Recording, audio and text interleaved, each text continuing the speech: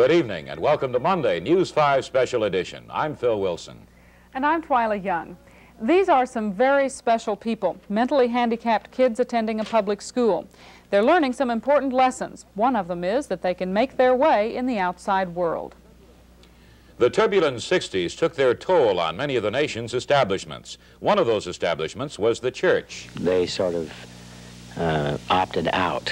Some of them became the flower children, and they talked about love, and they talked about all of the nice things, but they were doing these things all outside the concepts and the ideals that were held in the organized and established religious modes. And if disco is the latest thing in dancing, the teen or non-alcoholic variety is the latest thing in disco. Oh, I don't know. I think they just like to get out and play like they're adults, you know, get into the older scene a little bit. They like to mingle and, you know, get to meet each other and whatnot. A few years ago, mentally handicapped kids were virtually denied from ever having a chance to make it in everyday life. They were consigned to institutions. Today in Iowa, that's not always the case, thanks to a program called Special Education. Okay, just a jump rope. Okay, who else? The students in my classroom are all mentally disabled trainable. It means they all have IQs below 50, between 30 and 50. They are selected for this school by school psychologists, teacher assessment, parent. It's a combination of IQs and adaptive behavior skill. Those two things come to play. These are among 400 students at the new Wilson Beard Shear School in Ames. The school is devoted to what is called special education. Most of the students here have special problems. Some have mental, physical, or emotional disabilities. In this class, all the students are mentally retarded, but that isn't to say that they can't learn some basics. The students in my room won't be reading for literacy level, 4th grade. They won't be being able to pick up a newspaper and get out information or content out of a newspaper or a Time magazine. But most of them will be reading for leisure skills, being able to pick up a 1st grade book and reading for enjoyment. Those that won't be able to do that, most will all be reading functional basic science, signs that will help them within their environment, within the community. As simple as reading names on a restroom, men, women, in and out, up, down, being able to operate an elevator. Class discipline in many schools is a problem, and yet here, despite some mental handicaps, the children's behavior seemed above average, and when it wasn't, a mild scolding seemed to get results. This is number 2. If there's another do not bother. Excuse me, Matthew, what did you find? A book about...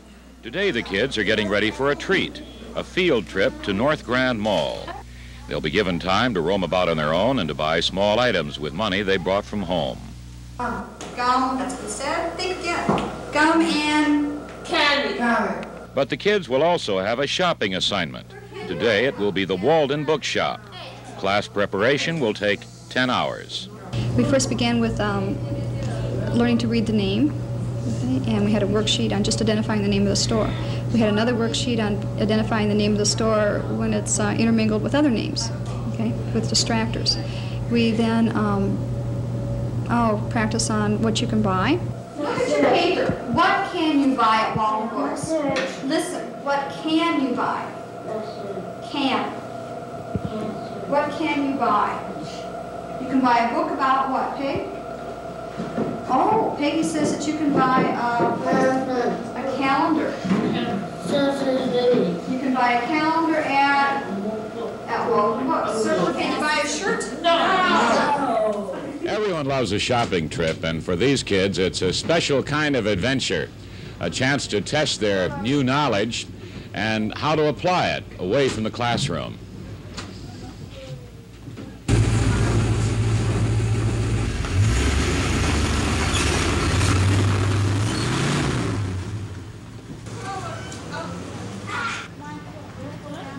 After arriving at the shopping center, the kids get a brief refresher on today's assignment. They're given picture cards identifying certain picture books. Their challenge, to find the store, then locate the books.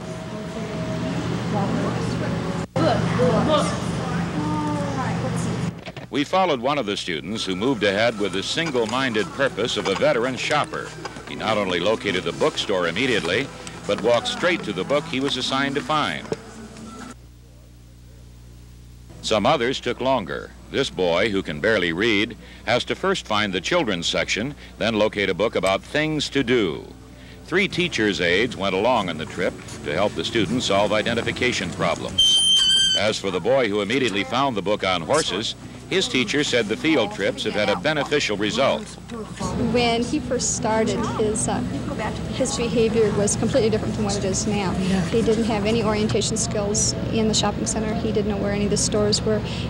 His behavior, he didn't know how to act. This improvement was not an isolated act. Repeated shopping trips to the mall have affected the whole class. On our very first trip, we were really surprised with the behavior on all the students. We had a couple individuals that walked through the fountain and ended up with soggy shoes for the rest of the day. We had one person shut a lady in a dressing room closet. We had another student who found gum underneath a chair and then was chewing that. Thought it was really neat because he had found some free gum. Any special kind of book you like the best?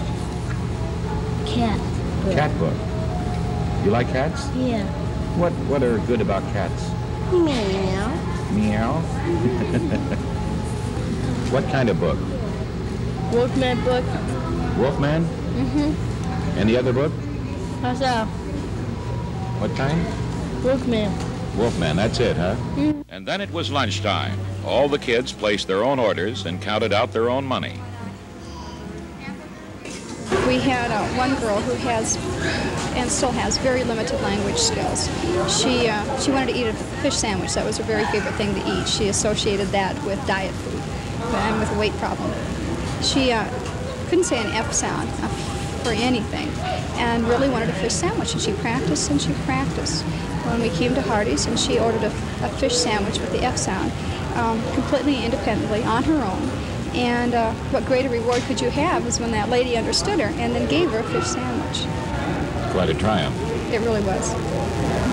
This program has been operating in Ames for only 2 years. That may not be long enough to measure the chances for long-term success.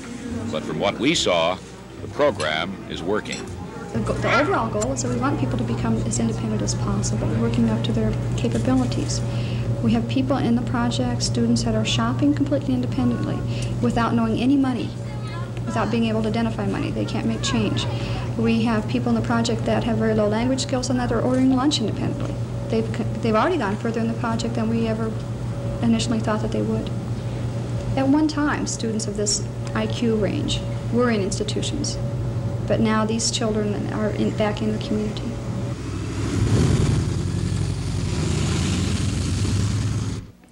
Phil, even though this school is actually in Ames, it has students from other school districts as well in it, doesn't it? Yes, they come from both Boone County and Story County.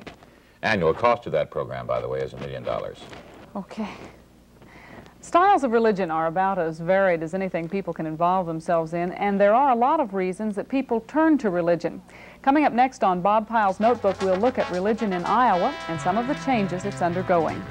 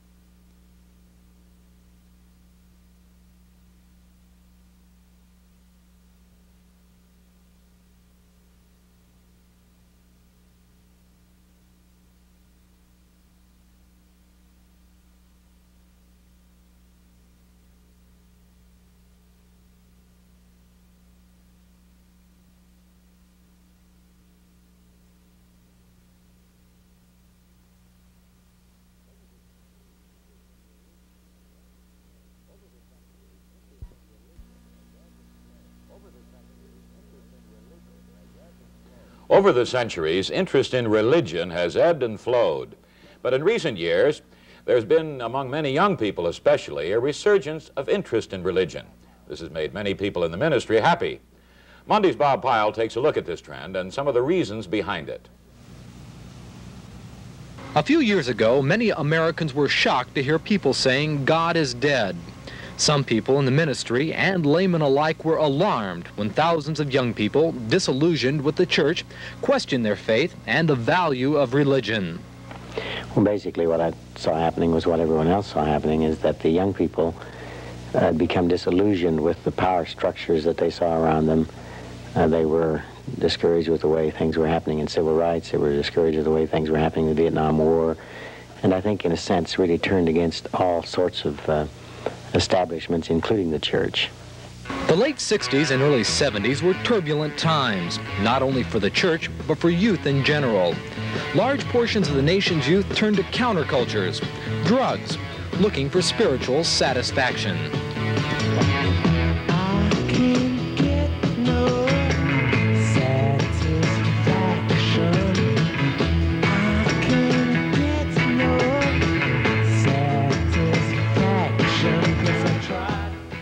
They sort of opted out to feel that their goals and their ideals were not really being carried out in the establishment itself, and so some of them became the flower children, and they talked about love and they talked about all of the nice things, but they were doing these things all outside the concepts and the ideals that were held in the organized and established religious modes.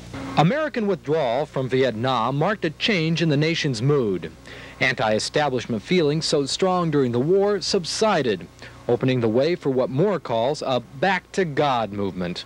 But I do see many young people today, maybe not very many more coming to Sunday morning services, but many more of them turning to things like Bible study and prayer and share groups and these more intensive kinds of small group gatherings where they can develop a sense of feeling and belonging and finding ways to meet some of their own individual needs. Young people began returning to religious worship to find many clergymen adapting services to fit the young and young at heart. Make me a channel of your peace. Where there is hatred, let me bring your love. 13 years ago, this Mass would have been recited in Latin. Now it's in English. Lord,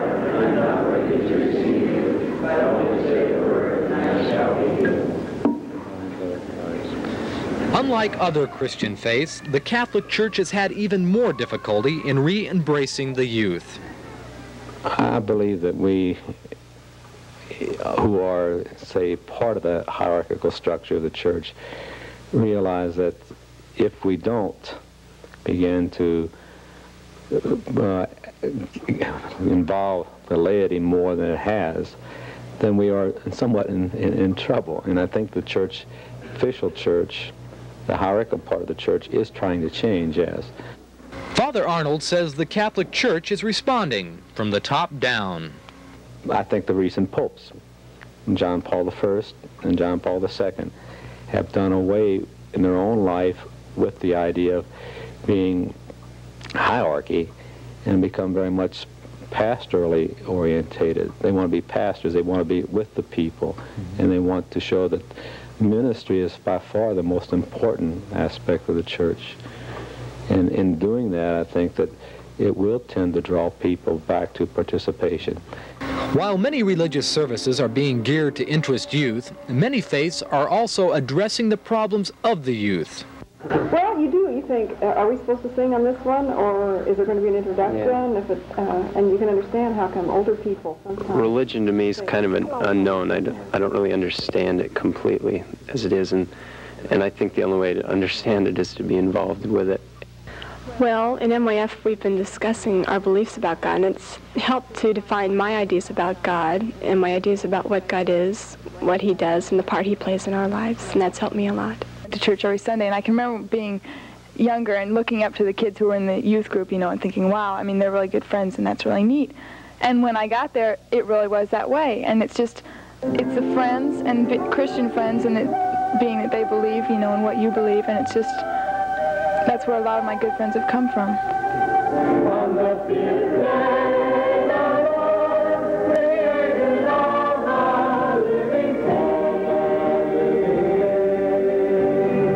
I would guess that they are looking for the same thing that adults are looking for. That is a relevant, meaningful faith, a practical faith that they can hold, and that will give them structure and meaning and purpose. Even though many churches have sought a more contemporary approach, many young people still have sought spiritual enrichment among non-traditional groups, cults, and other movements like the Unification Church, headed by the Reverend Sun Young Moon. Good afternoon, ma'am. My name is Jack Torn. I'm working with the Unification Church. Would you support our youth work? We're trying to win young people to a life of faith. We have a program at 29th and High. We have a few gift items if you'd like to help. The non-traditional thinker also has been drawn to organizations like the Unitarian Fellowship, a group that favors principles instead of doctrines. Ted and Lynn Turner became involved in the Ames Fellowship 4 years ago. Well, I really enjoyed the variety of religions which are represented in religious ideas in the Unitarian Fellowship. I feel that it's a pluralistic religion in many ways, and I really wasn't happy in the more formal traditional religion that I'd been in before. I personally am just like to get up and go to the fellowship services, which I didn't always find true in other religions. It's something that we can do as a family. It's very provocative and stimulating, so we can talk about it later.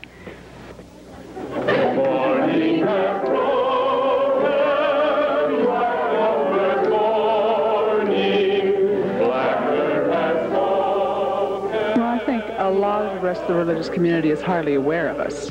I mean, we don't take very many members away from them, so we're not a threat in that sense. I think sometimes when we take a stand on an issue, they consider that we're troublesome. Why do we make a fuss by saying that we are not Christian, for example? It's very hard for anybody in this community to understand how you can have a religious group and not be Christian, unless you're a Jew, of course.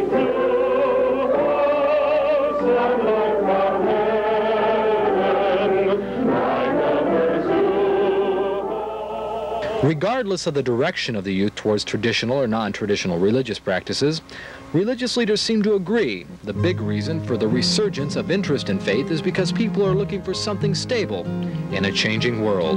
Everything turn, turn, turn. There is a season, turn, turn, turn, and a time for every purpose under heaven.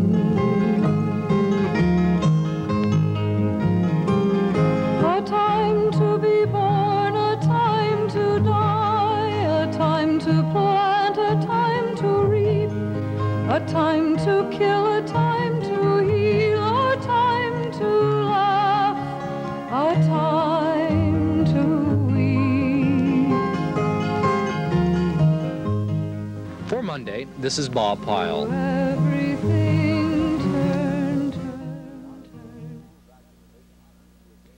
Bob says that the move back to religion seems to have gained strength earlier on the East and West Coast, and as is true of many trends, has hit the Midwest a little later. Phil, another trend that seems to have gathered steam on the coast and made its way a little bit later to the Midwest is disco. That's short for discotheque, although no one ever says discotheque anymore.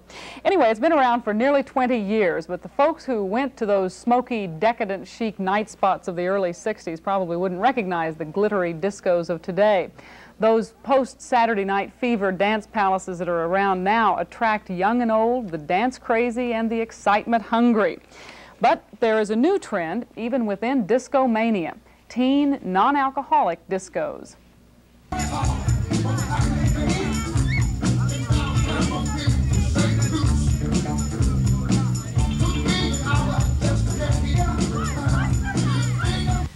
Sounds of the Metro Disco. Disco is the hottest thing in dancing, in music, in socializing these days. and the Metro Disco is crowded every Friday and Saturday night. But the Metro is different. Oh, I don't know. I think they just like to get out and play like they're adults, you know, get into the older scene a little bit. They like to mingle and, you know, get to meet each other and whatnot. The Metro serves up loud music, flashing lights, excitement, but no alcohol. And according to Dave Cass, one of the people who runs the Metro, no serious problems. What about crowd control? We haven't really had any trouble with that. I think the drinking is the problem in the bars. You know, when people get drunk, then they get rowdy. And as long as they don't drink, they don't get that rowdy. Dave, his mother Joan, and several other members of their large family own and operate the disco. Joan Cass says they became interested in opening a disco for underage young people because there aren't a lot of activities available for that age group. The clientele here is varied. On Thursdays and Sundays, school nights, the crowd is smaller, older, and made up mostly of people who just like to dance. But on Friday and Saturday nights, the high school and junior high crowd pretty much takes over. You have, especially early in the evening, an extraordinary number of what would be considered fairly young kids, 11 and 12, 13-year-olders. What's the attraction for them? I think they are just very social at that age, and they like to have someplace they can go and visit, and of course the music attracts them too. We find that later on in the evening they go home and the older kids come in around 9:30 or 10. The older people start coming in from basketball games and wrestling meets and that sort of thing. How do you come to the Metro Disco? To dance and meet girls. Why do you come to the Metro Disco? Oh, because I like to dance. Well, I like the lights, and you get to dance, and there's a lot of room to dance, and they got nice music. Why do you do this instead of do something else like go to a movie or something? Oh, it's to get away from the house. Running a disco without alcohol is no community service effort on the part of the Cass family. There is money to be made in the teen disco business. A lot of very young people have a surprising amount of money to spend on themselves, and the growing number of non-alcoholic teen discos in this country is evidence of the effort to cash in on that loot. It costs each person a couple of dollars to get into the Metro, and there are lots of ways to spend your money after you get inside.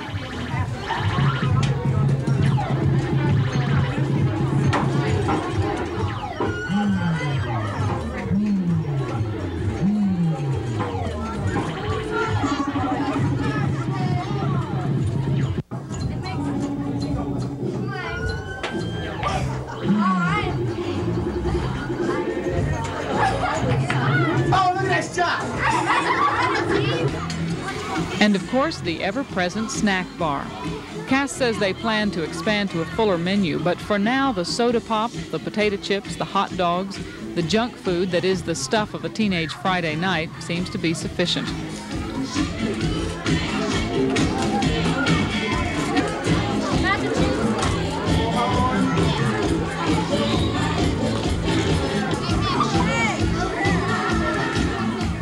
Besides, the food available in the snack bar is really just an excuse to gather here and to get down to the real business of socializing. Very few of the young people who come to the Metro come with dates. They come instead in groups, clumps of girls, clumps of boys, and they get together to dance, to talk, and to try out their blossoming social skills. Why do you come to the Metro Disco? Because I like to dance and it's fun. Why do you come here instead of do something else like go to a movie? Because there's nothing else to do on a Friday night for kids that are 13. How do you come to the Metro Disco? Dance and play pinball, really. I don't know, I like to dance. Any other reason? I don't know, I just like the place. Why do you do this instead of go to a movie or something? Because it's funner.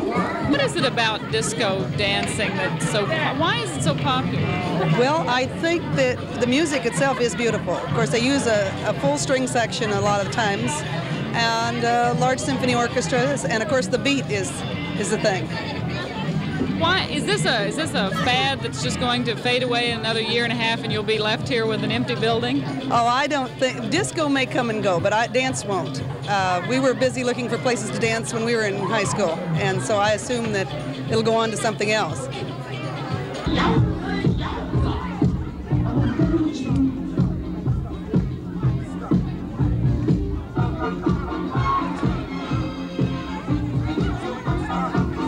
The young people here drink up the excitement, let it carry them along.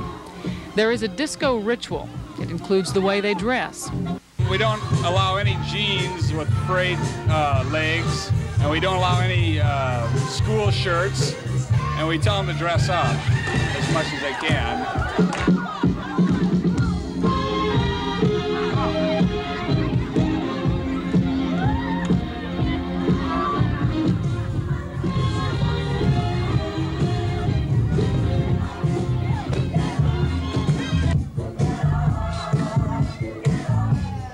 The ritual includes the way they dance.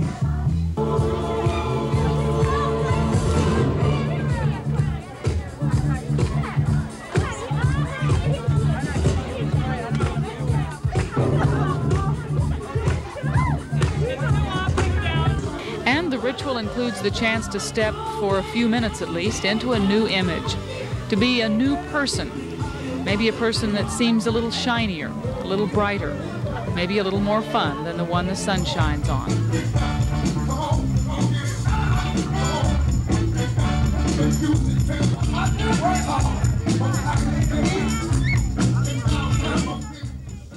Twyla, you spent a Friday night recently at the Metro Disco. Is that your basic, good, clean, wholesome fun? Well, Phil, that depends on what you consider to be good, wholesome fun. It really is a lot less constructive than a lot of things that those kids could be doing. On the other hand, it's probably a lot less harmful than some of the things they could be doing. It is very exciting, and that's why they're there. And I'm sure a lot of parents feel like as long as their kids are at the disco, at least they're not out driving around drinking.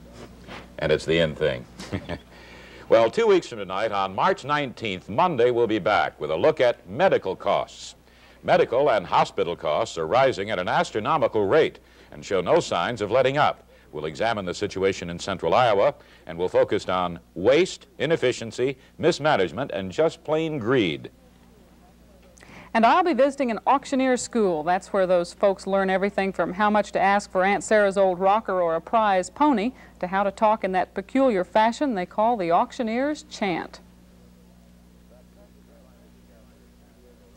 That tragic airliner disaster in San Diego last year was a gruesome example of what can result from a mistake in the air. Could something like this happen at Des Moines Airport? Bob Pyle will have a report on air traffic safety. And that's Monday News 5 special edition for this evening. Join us again in 2 weeks. For Phil Wilson, I'm Twyla Young. Good night.